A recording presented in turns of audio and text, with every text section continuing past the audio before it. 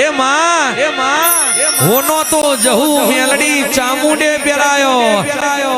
બંગલા બનાવી દીધા બીજું સંજુ જાલાઓ બંગલા બનાવી દીધા પણ કોકના હારું લાગે ને કોકના ખોટું લાગે મારા બેટા હવારે જઈને ચોહી બંગલો ચોહી બનાવી દીધો આવી વાતો કરે આમાં એમને મજૂરી કરવી નહીં વિપુલજી